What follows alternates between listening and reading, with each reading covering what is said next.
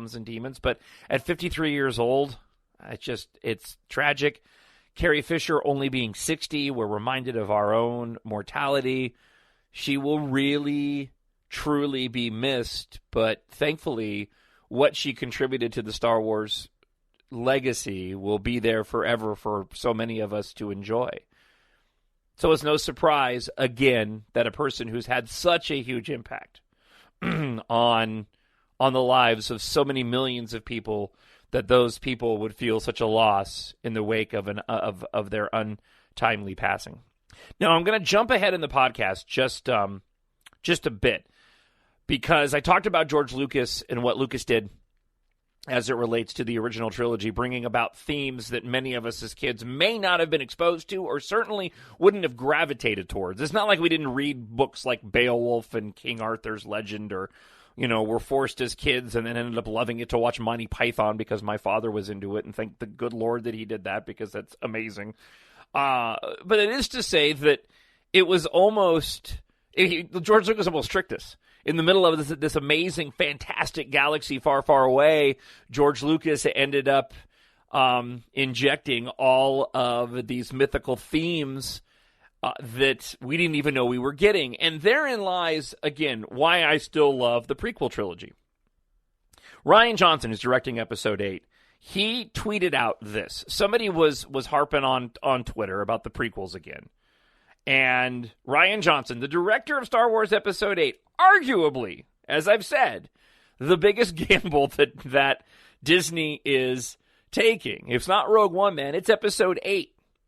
Because J.J. Abrams teed up the Star Wars universe, got us all back involved in it. Rian Johnson's going to take it to a weird place that I don't know if everybody is ready for. But he said this: the prequels are a 7-hour-long kids movie about how fear of loss turns good people into fascists. So while the original trilogy brought about all those themes, and they're in the prequels as well, there also is that level of how does a good person go bad, the politics of that, what's involved in that. And I know that's not everybody's cup of tea, and I know that can't make up for what many people think are shoddy CGI effects for the time that went too far, or bad acting, or stupid Gungans.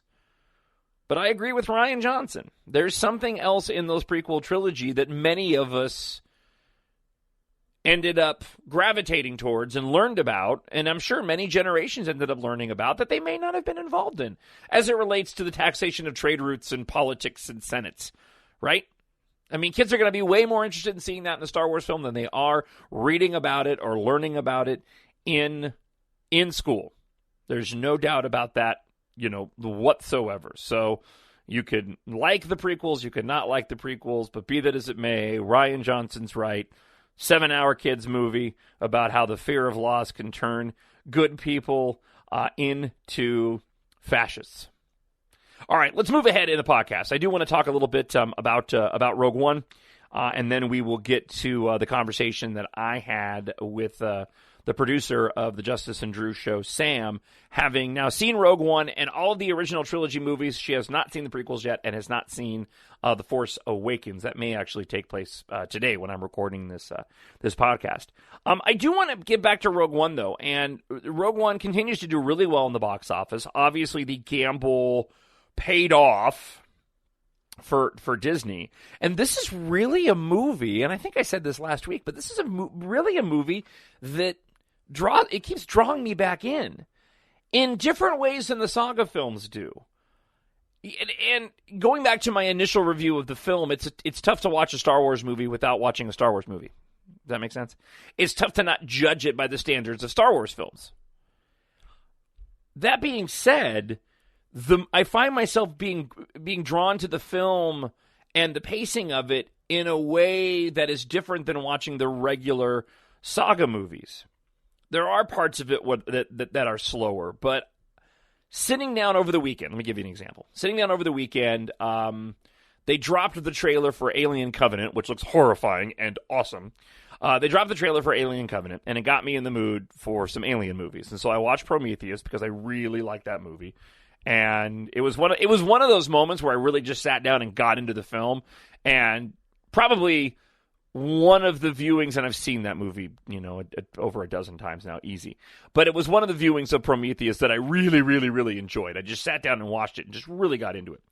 I decided, this may be an odd choice, but I decided to follow it up with Alien 3. Alien 3, the director's cut. If you know anything about the Alien franchise, the newer, there's supposed to be another Alien film that is supposed to take place right after Aliens that will ignore Aliens 3 and 4.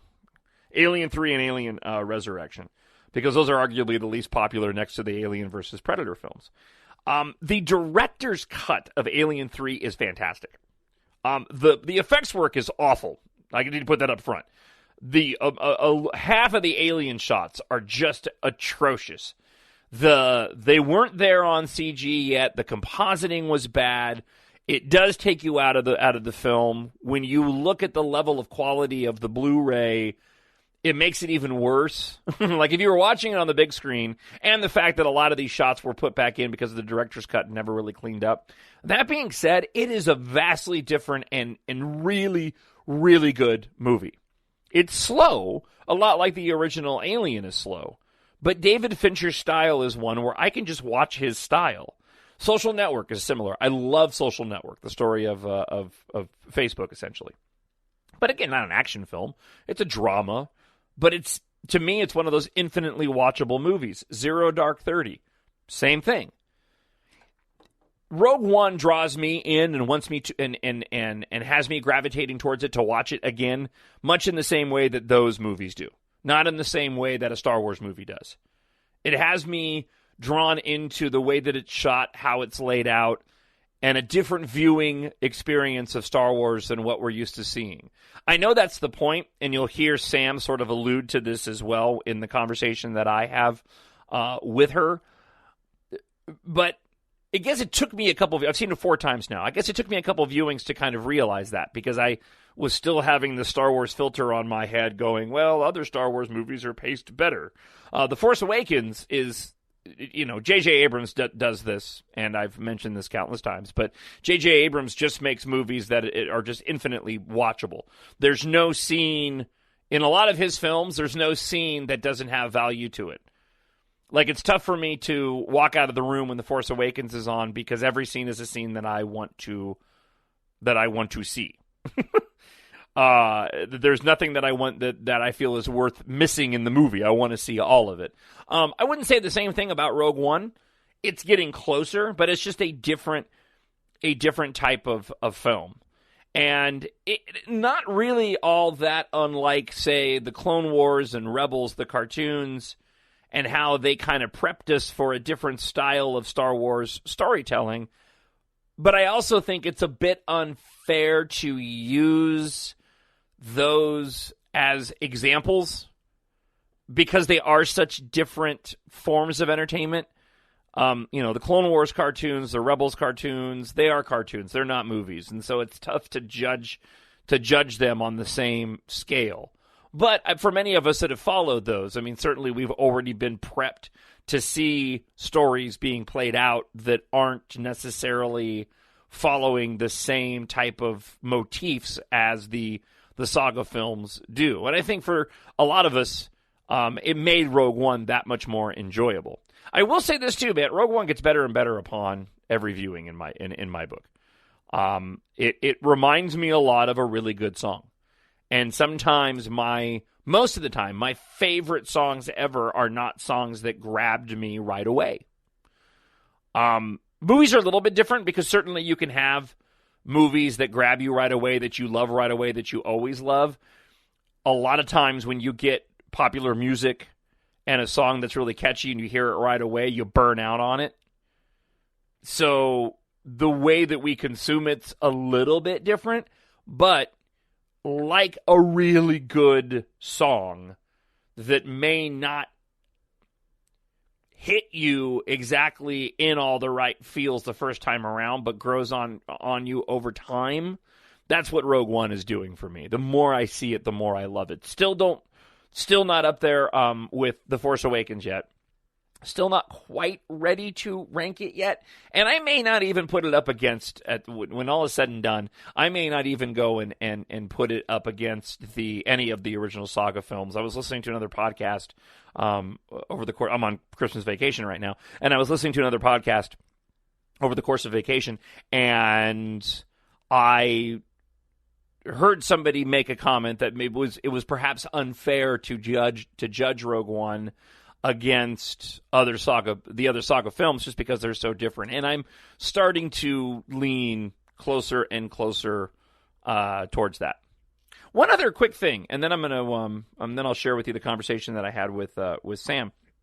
Just from a marketing standpoint, and this is just something that I've been thinking about. The marketing on these films has gotten really interesting because, and maybe this will happen over a long enough period of time. Maybe we're seeing the way that the market and the toys are changing. But the toy releases for this movie it's really different. I mean, what I mean by that is they're being a lot more selective in the toys that they release for the film, but they're not releasing some toys that I would have thought they absolutely would have released, like TIE Fighters and X-Wings. There's a lot of X-Wings and a lot of TIE Fighters in this movie, and yet there's very few large-scale toys that you can get, and it would seem to me that it'd be really easy to reproduce those because they've already been made, and the molds are already done from previous incarnations. I've got two large-scale, 3 3/4 scale X-Wing fighters. One of them Luke's, and one of them is Red 3, Red 4. And it was funny because I actually pulled one of them out and I put it out on display, and Melinda saw it, and she was like, "That new? Like, did you go and spend money?" I said, No, I've had that for a long time, but I put it out because it's actually in Rogue One, for crying out loud, because this is one of the ships that was in A New Hope.